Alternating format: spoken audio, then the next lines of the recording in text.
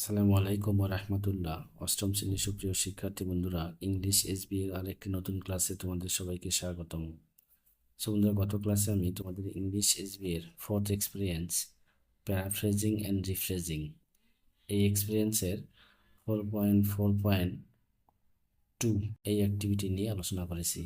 So বন্ধুরা, আজকের এই ক্লাসে আমি নেক্সট যে অ্যাক্টিভিটিটি আছে অর্থাৎ 4.4.3 এই অ্যাক্টিভিটি নিয়ে আলোচনা করব। সো বন্ধুরা, আজকের এই অ্যাক্টিভিটিটি এবং গত ক্লাসের যে অ্যাক্টিভিটি 4.4.2 এই অ্যাক্টিভিটি এবং 4.4.1 এই তিনটা অ্যাক্টিভিটি তোমাদের জন্য অত্যন্ত গুরুত্বপূর্ণ। কারণ তোমাদের যে শিক্ষণকালীন মূল্যায়ন আছে, ঠিক আছে, সেই শিক্ষণকালীন মূল্যায়ন কিন্তু মূলত এই অ্যাক্টিভিটিগুলো থেকেই করা হবে। সো বুঝতেই পারতেছো ক্লাসটি তোমাদের জন্য কতটা গুরুত্বপূর্ণ। তো চলো বন্ধু, তাহলে ক্লাসটি শুরু করা যাক। তো বন্ধুরা, ক্লাসটি শুরু করার পূর্বে এখানে যে ইনস্ট্রাকশনটি দেওয়া আছে সেটি আমরা একটু দেখে নেব।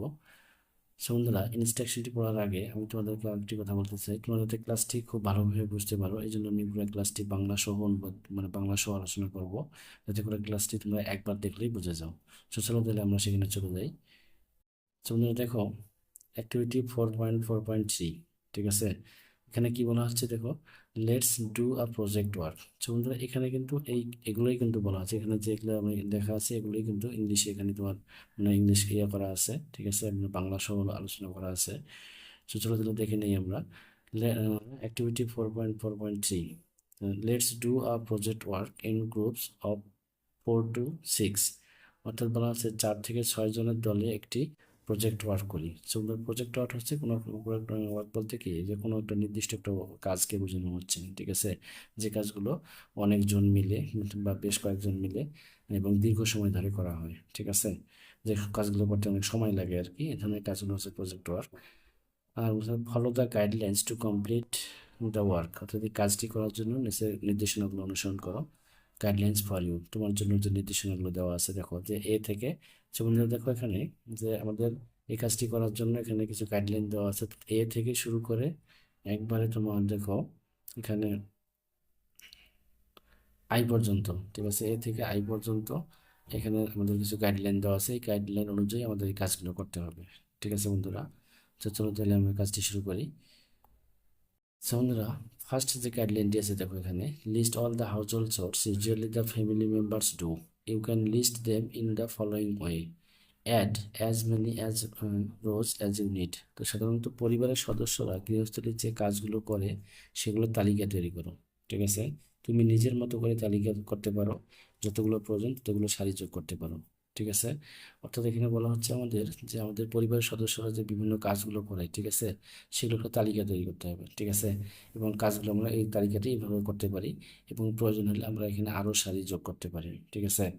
সো এই কাজগুলো আমাদের কি, যে এখানে আমাদের পরিবারের যে কাজগুলো আছে সেই কাজগুলো লিখবো এবং এই দিক দিয়ে এই কাজগুলো যারা করে, ঠিক আছে, যেমন কুকিং, ফাদার অ্যান্ড মাদার, ঠিক আছে। তারপর ওয়াশিং, মানে ধোয়ার কাজগুলো কে করে সেটা আমরা এখানে লিখবো।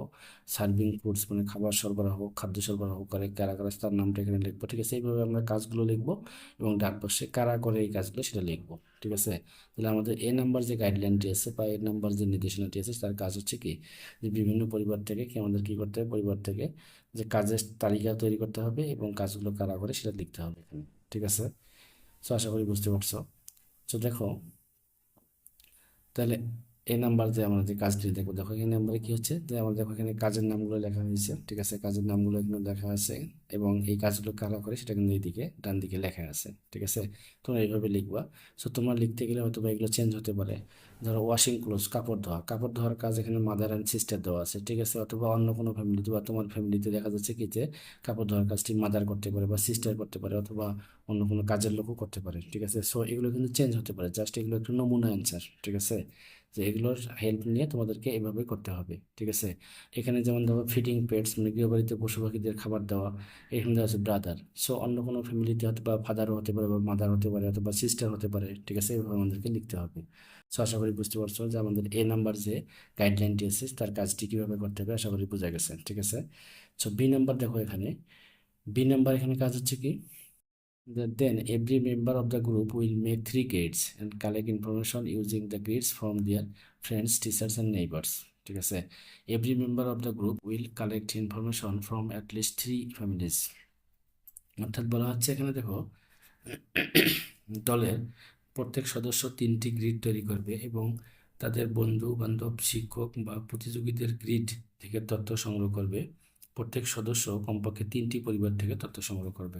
ঠিক আছে। তো বন্ধুরা, তাহলে এখানে দেখো মেম্বার ওয়ান মানে 1 নম্বর সদস্য, সে কি করবে 3টা ফ্যামিলি থেকে তথ্য সংগ্রহ করবে। কি তথ্য? যে ওই ফ্যামিলির যে কাজগুলো আছে সে কাজগুলো সে লিখবে এবং ওই কাজগুলো কারা করে সেটা সে এদিকে লিখবে। ঠিক আছে। সো দেখো মেম্বার ওয়ান বা সদস্য এক, সে তথ্যটি এভাবে সংগ্রহ করবে। সো বন্ধুরা, এখানেও কিন্তু কাজগুলো এগুলো কি তোমরা যখন করবা তখন কিন্তু এগুলো মানে একটু চেঞ্জ হতে পারে। ঠিক আছে। যেমন সার্ভিং ফুড, খাবার পরিবেশনা, এই ফ্যামিলিতে করতেছে সিস্টার। সো অন্য কোনো ফ্যামিলিতে তুমি যে ফ্যামিলি থেকে তথ্য সংগ্রহ করতেছো সেখানে হয়তো বা কি মাদার হতে পারে। ঠিক আছে। অথবা ফাদার হতে পারে, এগুলো কিন্তু চেঞ্জ হতে পারে। ঠিক আছে। জাস্ট এখানে একটা নমুনা অ্যান্সার বা নমুনা ছক এখানে দেওয়া আছে। সো তোমরা এইভাবে করবা। ঠিক আছে। তারপর মেম্বার টু বা সদস্য টু, সেও কি করবে অন্য একটি ফ্যামিলি থেকে এভাবে তথ্য সংগ্রহ করবে। যে কাজের মানে ফ্যামিলির কাজগুলো এদিকে লিখবে এবং কারা করে সেটা এদিকে সে লিখবে। ঠিক আছে। তারপর দেখো এখানে নেক্সট যে দেখো এখানে আমাদের কিন্তু এটির যে কাজগুলো শিখেছে, এখানে আরো কিছু কাজ বাকি আছে যেটা আমরা এখানে দেখতেছি। এই যে 5 থেকে 6 8 পর্যন্ত এখানে কাজগুলো দেওয়া আছে, কারা করে সেটা এখানে দেওয়া আছে। ঠিক আছে। তারপর ঠিক একইভাবে দেখো এখানে সদস্য বা মেম্বার থ্রি। ঠিক আছে।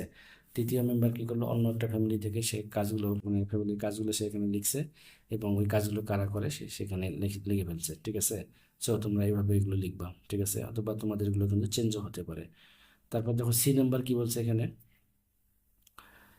নাও complete put together all the information you have collected from different families. এখন বিভিন্ন পরিবার থেকে যে তথ্য সংগ্রহ করা হলো তা একত্র করো। ঠিক আছে।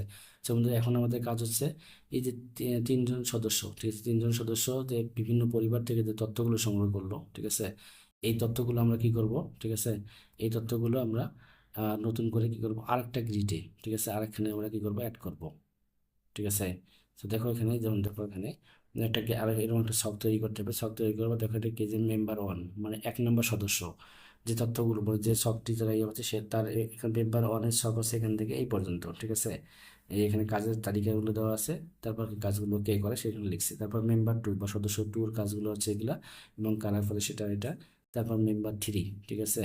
তার সে যে তথ্য সংগ্রহ করছে তার কাজগুলো হচ্ছে এগুলো এবং কাজ করছে তারা এইখানে এগুলো। ঠিক আছে। এভাবে আমাদের কি করতে হবে, তিনটা ফ্যামিলি বা তিনজন সদস্যের যে তথ্যগুলো বা যে ইনফরমেশনগুলো তারা বিভিন্ন ফ্যামিলি থেকে সংগ্রহ করছে সেগুলো এইভাবে ছক আকারে আমাদেরকে লিখতে হবে। ঠিক আছে বন্ধুরা। সব ভিডিওটি পজ করে তোমরা একটু আস্তে আস্তে দেখে দিবা। ঠিক আছে, যে এটা কিভাবে লিখতে হবে। সো আশা করি বুঝতে পারছো। সো এখন আমরা ডি নাম্বার দেখবো। ডি নাম্বারে কি বলা হয়েছে, now, arrange the information using a graph, a pie chart, or table. If necessary, take help from your friends or teachers, and also you can have a look at your math book for grade 7 to get all the ideas. Then present your chart, table, graph in front of the class. অর্থাৎ বলা হচ্ছে কি যে তারপর একটি graph, pie chart বা table ব্যবহার করে তথ্যগুলো সাজাও। প্রয়োজনে তোমার বন্ধু বা শিক্ষকের সাহায্য নাও। তাছাড়া ধারণা পাওয়ার জন্য সপ্তম শ্রেণীর গণিত বই দেখতে পারো। এরপর তোমার চার্ট, টেবিল বা গ্রাফিক ক্লাসের সামনে উপস্থাপন করো। ঠিক আছে। সো বন্ধুরা, এই যে এখানে যে ইনফরমেশনগুলো আমরা পাইলাম, ঠিক আছে, এই যে তিনজন সদস্যের যে ইনফরমেশনগুলো বা যে তথ্যগুলো তারা সবগুলো কিন্তু আমরা একখানে করছি এখানে। তারপর এখানে যেগুলো আমি যেটা পাইলাম সেগুলো আমাদের কি করতে হবে, একটা গ্রাফ বা পাই চার্টের মধ্যে বা গ্রাফের মধ্যে এগুলো আমাদেরকে তথ্যগুলো সাজাতে হবে। ঠিক আছে। সলিউশন দেখো, সমাধান এখানে দেওয়া আছে। After analysing the guards, here the numbers of we have found. The numbers are shown as percentage in a pie chart. তথ্যগুলো বিশ্লেষণ করে পাওয়ার সংখ্যাগুলো একটি পাই চার্টে শতাংশে দেখানো হলো। ঠিক আছে। যে তথ্যগুলো আমরা পাইলাম এখানে কি পাই চার্টের অর্থাৎ কি তোমার তিনটা ফ্যামিলি থেকে দেখো এখানে কি যে কে কত পার্সেন্ট লোক মানে কোন কাজগুলো করছে। ঠিক আছে। দেখো যে মাদার, ঠিক আছে, mother, father, brother, sister, rather, ঠিক আছে, নাদার। ঠিক আছে। তো এখানে দেখো মাদার, এই মাদার দেখো এখানে মাদার কি তোমার দেখো 84%। ঠিক আছে। 84% কাজ কিন্তু মাদার করছে। তারপর ফাদার দেখো এটা কি তোমার 24% এখানে করছে। ঠিক আছে। ব্রাদার কি করছে তোমার 20%। তারপর সিস্টার 18% এবং আদার্স হচ্ছে কি তোমার আদার্স যেটা ইয়েটা আছে সেটা হচ্ছে 4%। ঠিক আছে। অর্থাৎ একটা ফ্যামিলির দেখা যাচ্ছে কি যে বেশিরভাগ কাজ কাজ করতেছে মা, তার থেকে কম একটু করতেছে বাবা, তারপর কি ভাই, তারপর বোন। ঠিক আছে। এবং অন্যান্যরা। ঠিক আছে। তো এই গ্রাফটি কিন্তু এখানে তোমার এখানে লিখে দেওয়া আছে। সো তোমরা দেখলে ওখানে অবশ্যই বুঝতে পারবা। ঠিক আছে, যেখানে কিভাবে আমাদেরকে লিখতে হবে। সুন্দর দেখো ওই গ্রাফটি কিন্তু দেখো এখানে আমরা গ্রাফটি এখানে কিছু অংশ এখানে লেখা আছে, তারপর গ্রাফটির বাকি অংশটি আমরা এখানে দেখবো, ঠিক আছে, এখানে লেখা আছে এবং দেখো এখানে বাংলা সহ দেওয়া আছে। তোমরা অবশ্যই কিন্তু ভিডিওটিকে পজ করে বা থামিয়ে এটা আস্তে আস্তে দেখে নিবে এগুলা, ঠিক আছে, আশা করি বুঝতে পারছো। তারপর দেখো পাইচার্টে এখানে ইয়ে বেশি দেখো যে পাইচার্টটি এখানে ইয়ে করা আছে, দেখো মাদার ডটার সন ফাদার, ঠিক আছে। তাইলে আমরা কিন্তু এখানে তোমরা কি করবা যে এখানে প্রথম যেটা আমরা দেখলাম এখানে এটা হচ্ছে প্রথম একটা ফ্যামিলির, ঠিক আছে। তারপরেরটা আমরা যেটা দেখতেছি, ঠিক আছে, তারপরেরটা হচ্ছে কি এটা আছে আরেকটা ফ্যামিলির, ঠিক আছে, আরেকটা ফ্যামিলির পাইছে মানে ইনফরমেশনগুলো মানে ওই ফ্যামিলির কত পার্সেন্ট কাজ কে করে, ঠিক আছে। এখানে দেখো 60%, ঠিক আছে, 60% কাজ কিন্তু মাদার করতেছে। তারপর তোমার ডটার, ঠিক আছে, এখানে তোমার এই যে 10% কাজ ডটার করতেছে, সন তোমার দেখো এখানে 10% করতেছে, ফাদার করতেছে কি 20%। এগুলো কিন্তু পার্সেন্ট দেওয়া আছে, ঠিক আছে। সো এখানে দেখো এখানে পাই চার্টটা এখানে এটা মানে এই চারটিকে কিন্তু এখানে ইয়ে করে লেখা হয়েছে, ঠিক আছে, মানে কথা এখানে লেখা হয়েছে, তো প্যারাফ্রেজ করা হয়েছে যেটাকে আমরা বলি। এখানে এখানে এখানে যার আমরা বোঝাচ্ছি, ঠিক আছে, এই কাজগুলোই কিন্তু এখানে লেখা হয়েছে। সো নিচে দেখো বাংলা সহ দেওয়া আছে, তোমরা অবশ্যই এগুলো দেখে নিবা, ঠিক আছে।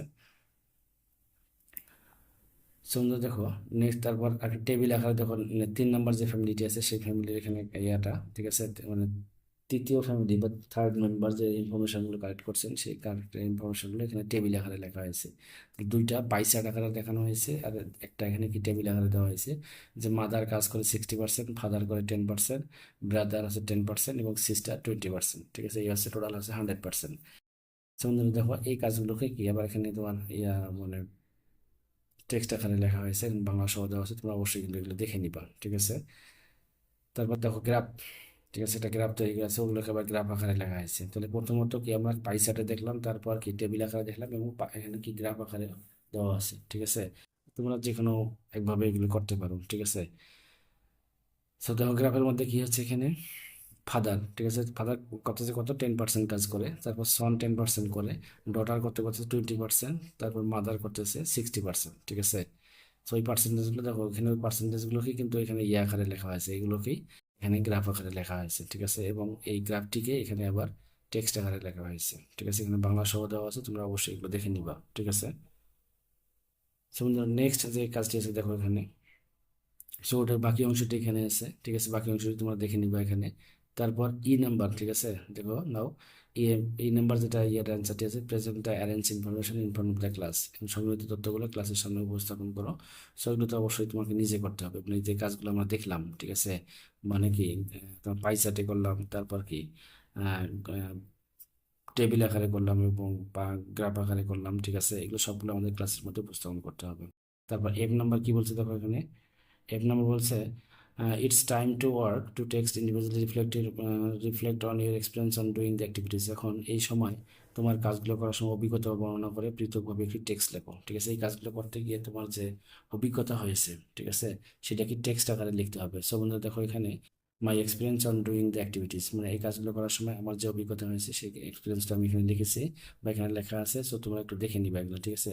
সো দেখো ভিডিওটিকে পজ করে ইংলিশটা একটু দেখে নিবে, তারপর নিচে কিন্তু বাংলাগুলো দেওয়া আছে, বাংলা সহ তোমরা অবশ্যই দেখে নিবা, ঠিক আছে, আশা করি বুঝতে পারছো। বন্ধুরা দেখো জি নাম্বারে বলা হচ্ছে কি then paraphrase the text using all paraphrasing techniques. এরপর কি প্যারাফ্রেজিং এর যে টেকনিকগুলো আছে সেই টেকনিকগুলো অবলম্বন করে আমাদের কি করতে হবে, এই টেক্সটটিকে প্যারাফ্রেজ করতে হবে। প্যারাফ্রেজ মানে হচ্ছে কি যে কোনো একটা টেক্সটের মানে মূল বিষয়টি ঠিক রেখে ওই টেক্সটটিকে অন্যভাবে বা ভিন্নভাবে উপস্থাপন করা, এটাই হচ্ছে প্যারাফ্রেজ। সো বন্ধুরা দেখো এই টেক্সটির মূল বিষয়টি ঠিক রেখে এখানে প্যারাফ্রেজ করা হয়েছে। সো তোমরা একটু দেখে নিবা এখানে, ঠিক আছে। সো এখানে কিছু অংশ আছে এবং বাকি অংশ পরে ইয়েতে দেখো এখানে প্যারাফ্রেজ করে দেওয়া আছে ওই টেক্সটটি, ঠিক আছে, অর্থাৎ এই সামনে যে টেক্সটটি আছে এই টেক্সটটিকে কিন্তু মূল বিষয় ঠিক রেখে ভিন্নভাবে এখানে লেখা হয়েছে, ঠিক আছে। সো বন্ধুরা এখানে বাংলা সহ দেওয়া আছে, বাংলাগুলো অবশ্যই দেখে নিবা। তারপর এইচ নাম্বার দেখো এখানে। সো বন্ধুরা এখানে যদি ইংলিশ দেখো, এখানে ইংলিশে শুধু পড়ে শোনাচ্ছি তোমাদেরকে। Now check you have written all information as in the graph chart আর table, also check you have used your language. এখন পরীক্ষা করে দেখা যাক যে গ্রাফ চার্ট বা টেবিল যেসব তথ্য তোমার রয়েছে সেগুলো তুমি লিখেছো কি না, ঠিক আছে। তো সলিউশন হচ্ছে কি দেখো ডু ইয়োর সেলফ, মানে নিজে করো, তার মানে কি তুমি এই কাজগুলো করছো কিনা সেটা তো অবশ্যই তোমাকে দেখতে হবে, চেক করে দেখতে হবে সব কিছু ঠিকঠাক আছে কিনা, ঠিক আছে। তারপর আই নাম্বার হচ্ছে কি finally submit a copy of your text to the teacher. তারপর সর্বশেষে তোমার টেক্সটের একটি কপি শিক্ষকের কাছে জমা দাও, ঠিক আছে। অর্থাৎ তোমরা যা কিছু করলে তখন থেকে সবগুলো টেক্সটের একটা কপি তোমাকে শিক্ষকের কাছে জমা দিতে হবে। সো এটাতে কোনো অ্যান্সার হবে না বন্ধুরা, ডু ইয়োর সেটমেন্ট নিজে করো। তার মানে কি তোমার যে কাজগুলো আছে সব কাজ তোমাকে শিক্ষকের কাছে জমা দিতে হবে। সো বন্ধুরা আশা করি বুঝতে পারছো যে আসলে আমাদের এই অ্যাক্টিভিটির যে কাজগুলো একটু অনেক বড়, মানে অনেক বেশি একটু কাজ। সো অবশ্যই তোমরা একটু মনোযোগ সহকারে কাজগুলো দেখবা, দেখলে ইনশাআল্লাহ আশা করি বুঝতে পারবা, ঠিক আছে? তো বন্ধুরা আজ এ পর্যন্তই। নেক্সট ক্লাসে আমি নেক্সট যে অ্যাক্টিভিটিটি আছে, অর্থাৎ তোমাদের নতুন একটা এক্সপিরিয়েন্স রাইটিং কোহেসিভলি, আমি এই এক্সপিরিয়েন্সের ফার্স্ট যে অ্যাক্টিভিটিটি আছে 5.1.1 এই অ্যাক্টিভিটিটি আলোচনা করবো। সে পর্যন্ত আল্লাহ যেন তোমাদের সবাইকে ভালো রাখে। আল্লাহ হাফেজ।